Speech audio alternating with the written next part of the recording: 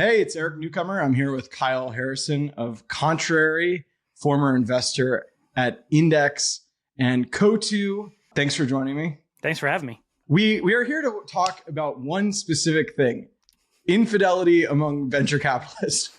Where you had a viral image in tech world that shows all the different investments that VCs are making into foundation model companies, and a lot of the VCs are making investments into competitors. So fun topic. Do you want to just start off like the impetus for making the graphic and then sort of walk us through what you found? It was kind of a vibe that I had been noticing over the course of several months where I would see these fundraising announcements and it would be a big firm talking about, I think it was XAI was the one that really triggered me, where I saw people that were like, we're so excited to back Elon again, he's a generational company building all this. And it was all this like stuff about how great the business was. And I was like, wait, didn't these people invest in OpenAI or Anthropic or whatever? And I went and looked and was like, oh, they did. Like, oh, I guess people are making a lot of cross multi-layered investments and stuff. And then an Anon account that I really like, who's one of the best LP accounts on here, is this guy Endowment Eddie. He was like, okay, wait, is backing competitive companies allowed now in venture? And I was like, let me go look at the cross section. It's like, yeah, it's like, I guess so. Yes, clearly is the answer. Do you just want to walk us through it? Like Andreessen, you have SSI, Ilya's company, XAI, OpenAI, and Mira's Thinking Machines. What are some of the other interesting ones? Yeah, I mean, I think the biggest thing was that you've got, and I think even some of these I missed, like this was not necessarily a purely academic exercise. But what's crazy is you that... made a screenshot. Now you are the scholar on this topic. That's right. That's the level that's how of it works thought on the internet. This is much more baked than most VC takes with just a screenshot. Yeah. Anyway, go ahead. Yeah, no, Harvard sent me a degree in the mail. Yeah, exactly. I feel like the biggest thing is like you can kind of clearly see, and I think somebody actually retweeted this and pointed this out, that it's like a very specific strategy where like the one who's most active is Andreessen, which is consistent. Like Andreessen is super broad and investing in a lot of different companies. Martin Casado, who I love, said on stage at Cerebral Valley when I was like, how do you know which segment of AI to invest in? He was just like, why not all of them? They're like openly going for coverage at this point, and apparently even in the key categories with competitors. Yeah. So that's Andreessen. So Andreessen, I think, is everywhere. You've got Sequoia, who is also quite active, a little less than Andreessen, so a little bit more, demure or whatever.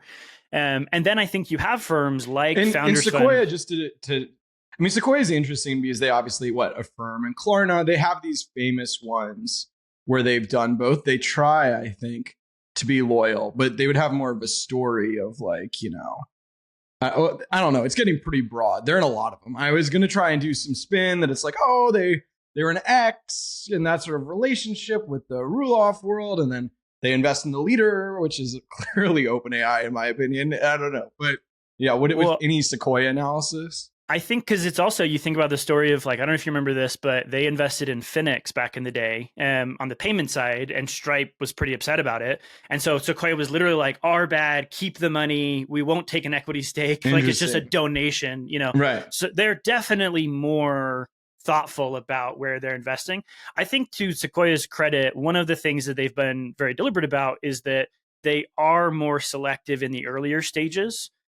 Somebody else, I think, pointed this out in a retweet where it's like, once it gets into the later stages, you're largely you're garnering exposure to assets. Like it's not as much, once these guys are raising, $10 billion plus rounds or whatever, it's like you're really just getting exposure. I think Sequoia is a little bit more protective of their reputation at the earliest stages.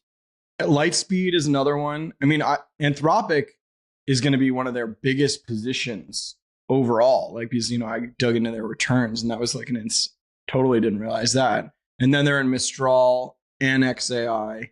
I think they're also in one other, somebody else, I can't remember which one, but somebody pointed out that maybe there is one on here that I missed. Because Lightspeed has also been super active, and I would argue that I think Lightspeed has been playing not necessarily like catch up, but they're really trying to like deliberately demonstrate that they want to be in this bucket of like the Andreessens, GCs of the world, like just be very, very active. What's funny, where is GC and NEA? Like, if you're going to do the Andreessen style blast them all approach, shouldn't you be in the defining category of our time? Yeah, it's a good question, and I will defer back again to the lack you don't of want my. to. It's like I need deal flow. They might be. They might be in 5 of these, and I just didn't want to look up another Crunchbase we also profile. didn't look up everyone. Okay, they'll be like, no, we're sluts in this. Who are the serial monogamists here, or who do you think of the sort of big brand firms has sort of stuck to one bet? Well, I think that, and it was actually a sort of oversight on my side, like in making this chart, because originally it was supposed to show the cross section, but I kind of just started at the bottom. I said, okay, OpenAI, who's in that? Boom, boom, boom. And I worked my way around with the companies, adding firms as I went. And what I realized when I posted it and it kind of popped off is that I had left Founders Fund on there, despite the fact that they are actually monogamous in this particular strategy. The other one that I didn't put on here, but that called it out, is Thrive. And I think that, again, going back to this, like, this is actually a pretty indicative sampling of different firm strategies.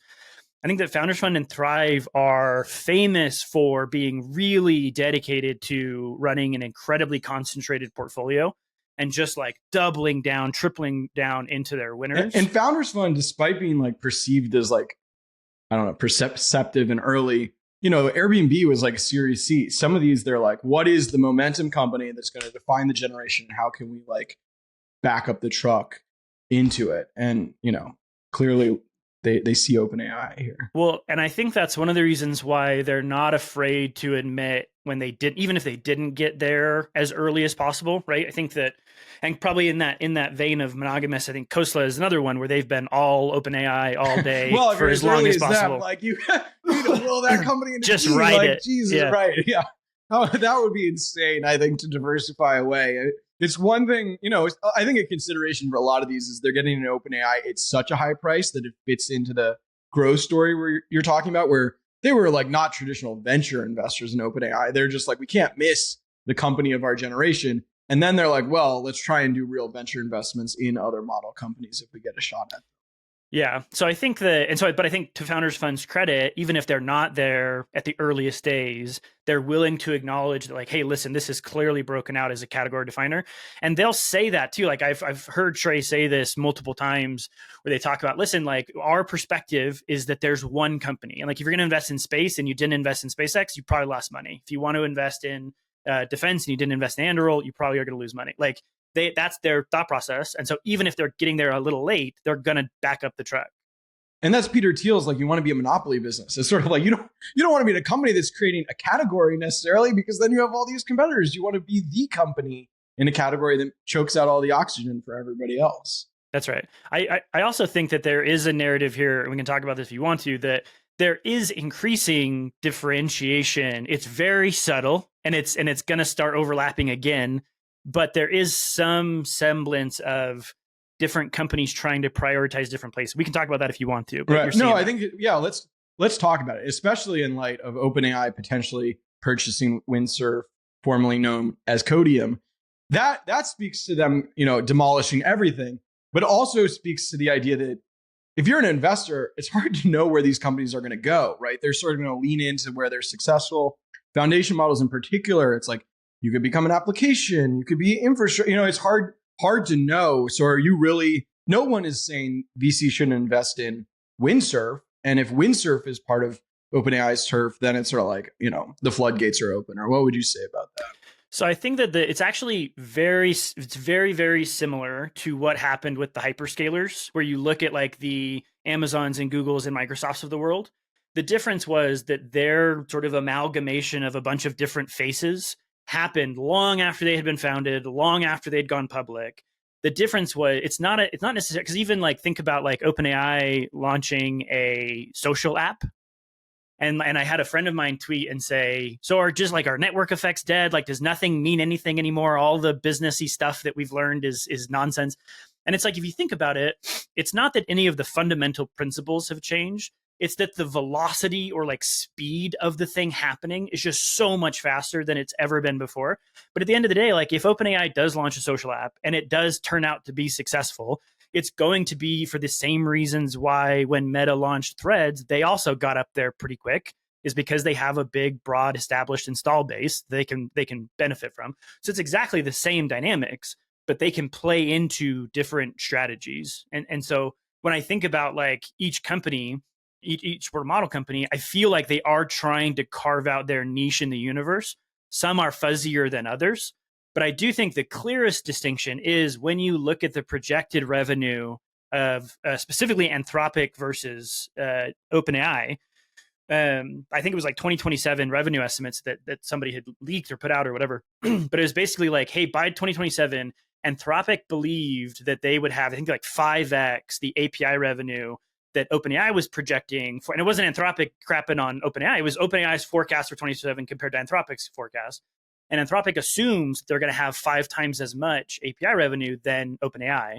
And it becomes really obvious that OpenAI, whether they meant to do this or not, is going to become largely a consumer-driven business. Like ChatGPT is their cash cow right now. And whereas Anthropic is trying to squarely plant itself in the API world, sort of the B2B world, that's a clear distinction that's defining a lot of the decisions those companies are making.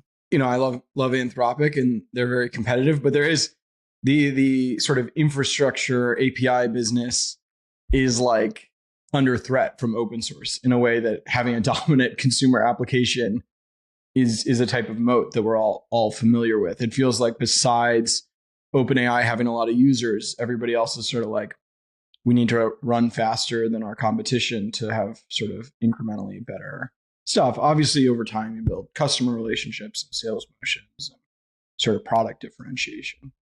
But it is totally, that's absolutely the bear case on Anthropic, is that progress is just too quick for you to get in and establish any real meaningful like enterprise install base.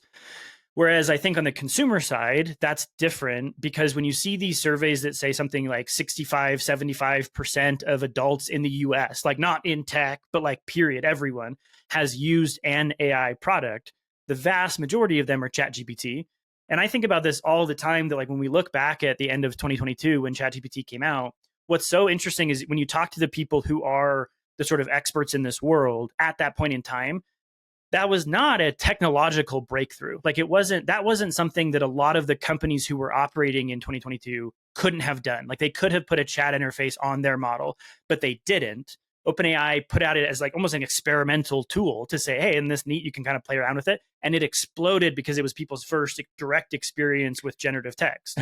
Everybody was too afraid of their tails, and only OpenAI was willing to unleash AI onto us all in a cavalier way. Yeah. Yeah. Well, I think they even think it was an accident, right? Like they didn't expect it to do that either. Right. But I mean, clearly, I think some of the breakup with Anthropic was, the rollout of ChatGPT and everything. I do think there's a lot of room for consumer adoption, just because I feel like I'm begging people to use OpenAI or to use ChatGPT in some cases. I'm like my family members, I'm like, it's great. I'm like, super excited about O3, spending a lot of time on it. And it's, people, these companies clearly need to find ways to bring the product to people in a way that doesn't take as much work. And that's going to be a huge build up. Going back to venture, because that's really the focus of this conversation. Do you think what we're seeing with the models is playing out in other categories? Or do you think this category is unique where VCs invest all over the place? So I had one of my much smarter than me friends kind of articulate this analogy of like, when you think about the .com, there was sort of, almost the 3 layers of what was happening that really drove like the distribution of the internet. And you basically there were folks on the infrastructure side, you're building physical, almost like compute and stuff like that. Then you have the networking, where the Ciscos of the world getting to broaden out and get access to the underlying tech.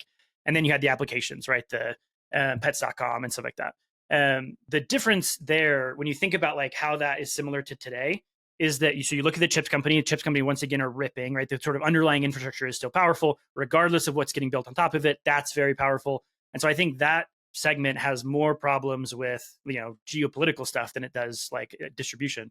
But what's really unique about this point in time that makes it really difficult for venture investors is that in the .com, you had networking companies that were like, we're just trying to get this out into the world. And then you had applications coming and saying, we're going to get this, package it, and deliver it to people as a service. Today, you have the networking layer, which is effectively the model companies, also building the application. So it's effectively as if Cisco was launching pets.com, it would be really difficult for pets.com to compete with that, and maybe it falls apart because it wasn't the underlying thing. But today it is. Like, AI is the underlying aspect of that product. And so when you see folks like OpenAI buying Windsurf, like that is it's a perfectly logical extension, right? You see this sort of to wave of reframe companies. what you're saying a little bit. You're saying the non-monogamy or the polyamory with foundation models is polyamory with everything, because the models sort of are competing with everything that's investable and interesting right now. And so it's like, yeah, if you're doing applications, infrastructure, whatever, inevitably you're going to be a collision course with your model investment. That seems okay. It's just, I think it's just the pure model on model that feels like, oh my God, like what, how many closed source models do we need, I guess, is a backdrop question. Well, and I guess the question, I think the thing that people are sort of struggling with is that like the not just the progress of individual companies, but the progress from model to model. I mean, you look at like people's reactions from Claude 3.5 to 3.7, and it's like that's a misstep that like could make or break the game for a while, right? Like that, it can happen that quickly. Or like, I think somebody else tweeted this, of this like constant like, we're so back, it's so over cycle of like, oh, like I actually think 4.5 is not very good, and then it's like, oh, 3 is incredible, and like it's so quick with each model that it's so much harder that like at the end of the day, yeah, if you're a massive multi-billion-dollar firm, you've got to go get exposure to everything because you don't know what's going to come out on top. This is what we want from capitalism, isn't it? Everybody's competing, lots of money flowing into an interesting space, and like, yeah, you gotta be the best of the best if you want to extract value. I don't know. I'm not, and it's a category where I'm like happy for the world to burn some capital, trying to crack it. So I don't know. .com. The problem with .com was like there was no distribution. It's like there wasn't the customer base when you set up the internet. Now in all the other bubbles, it's like, well, there's still a distribution to quickly get a bunch of customers. I mean, you invoke .com. Are you worried about like a big bubble? So my biggest concern is this idea of like hype cycles are built on momentum, value cycles, if you will, like actual value creation happens when you are able to push through all of the hype and all the excitement and all the experimentation and get to the actual creation of business value. And if there is underlying business value that's consistent and replicable and changing the way an organization works, then you can capture some of that value. My sense is that the volume of capital and the volume of hype is not commensurate with our ability to articulate and execute on actual business value. Like that does not, those feel wildly. And part of what made that possible this time is every enterprise in the world was willing to spend money initially to say, oh, how do we figure out AI? But that could be a sort of false signal on how much they stick around when they don't get the value. And that goes back to your question about like, the biggest thing that we have to unlock is we have to figure out how do we get people to use this more consistently in a way that creates value. That's not just true of like you and I trying to convince our mom to use ChatGPT or whatever. That's also true. Moms, to be clear. No. Yeah, we look too similar. We can't be saying stuff like that. But like that kind of stuff, like it from the consumer side is also true on the business side. And I think all the time about like, yeah, we've seen crazy like scale ups, right? But it's like, okay, what are probably the 3 companies that have made the most money from this pop? And it's like NVIDIA, which is like, okay, demand, people need it, whatever. OpenAI, which is like offering it to people to play around with and use. And then like Accenture, who's like making an ungodly amount of money helping people figure out like, what do we do with this? Like, how does this actually impact our business? But like outside of that, like there haven't been a ton of case studies, at least that I've seen, of like, oh, like John Deere is suddenly ramping up. You hear some stories, like I think it was the Klarna story of like, yeah, Klarna and Shopify, but some of it feels very aspirational. Like they want to be seen as getting it. Yeah, but it's totally. Listen, I would love for that to happen. Like, I think that, like, yeah, the fears of like job destruction and stuff like that. Like, I agree that it's the same as like Willy Wonka, or what's his name, Charlie in the Chocolate Factory's dad getting displaced by a robot and then getting a job fixing the robot that took his job. Like, there's lots of opportunities for evolution. I'm not afraid of that. I want that to happen. The question is just, is it capable of doing that. And I don't know that we're there, which could set us up for a very painful pop. But like you look back at the .com and like Amazon and Google came through the .com. Like there will be businesses that get built that are still generational businesses, despite the fact that they will participate in short-term pain. Sam Altman, OpenAI, did reportedly try to scare investors off investing. He had that list that was reported. You think that was just like a total failure, or any observations about that? Well, so what was interesting is, if I remember correctly, one of the biggest sort of stinks that was made about that list was Glean. Was not people not investing in Glean and in OpenAI. And here's the thing, like, so to go back to the question of like, you're not as worried about the infidelity for between like the model and application layer. Like, I actually don't think that you can distinguish, because it at the end of the day, it increasingly, it seems that it is going to be the same thing, because you're not like again, like to your point, like the API revenue, it's really difficult to believe that that's long-term defensible. Like, I thought it was fascinating when I dug into all of the code gen agents, right? Where you look at like the cursors and windsurfs and lovables and bolts and replets of the world and stuff like that. They're all using Claude. Like, at the time they were using Claude 3.5. This is a couple months ago, but they were all using that model. But it's like tomorrow we can all switch over to this one, because now Gemini is the better code gen model or whatever. Like, that progress means that it's going to be incredibly difficult for any of these companies to justify their existence at the model layer, which means that, well, where do you make money? You go pay $3 billion for windsurf, because that's where you're going to make money, because people want to have a thing that they use. The bigger question there then for windsurf users is like, okay, wait, but am I going to be stuck now then on GPT models? And it's like, not if they want to keep that install base. Like, they're going to have to let people use different models. And on that acquisition, people are like, oh, you can also train your models on the behavior on windsurf. So there's an argument that, you could be OpenAI, leave customers allowed to use whatever model they want, and then learn a lot to then make your model better, so that eventually they want to use your model again. Yeah. But if I think about like, okay, if I'm OpenAI and I want to rule the world, and I'm not, because I do think also, like, again, going back to this, like, some of these companies will differentiate. I think that SSI is going to be sort of go off on this like AI safety, like, let's save the planet stuff. And it's like, let's see how that goes. I don't know what that's going to evolve to look like, but it's clear that OpenAI is not, again, maybe the narrative and the marketing is making AGI accessible for everybody or whatever. And it's like, right, they want to own the world and they want to make a lot of money, and they're trying to be a for-profit so that they can raise more money to make more money. Like, they're clearly trying to own the world. And it's like, okay, if I'm OpenAI and I need to justify a hundreds of billions of dollar valuation, how am I going to do that? It's not going to be, I promise I'll keep making the next best model and like a constant, a hamster wheel. It's going to be, I'm going to be the thing for your workplace, and I'm going to be the thing for your planning and your personal life and your AI agent and whatever. I was going to say initially, OpenAI is a uniquely problematic juggernaut from an investor perspective, because it is a nonprofit, and because it had the ousted CEO and everything. It's like, I can see why you'd want to sort of hedge your bets that maybe it's sort of like a shakier dominant player than in past generations. But then you reflect and you're like, wait, Uber had the Travis stuff, like Facebook, Mark Zuckerberg was like firing his whole executive team and had to like pivot to mobile. In some ways, like, the juggernaut SaaS company was never like so clearly anointed as we write the story. But, going through it, you're like, man, OpenAI could totally fail to become a for-profit, and then I better have an investment somewhere else.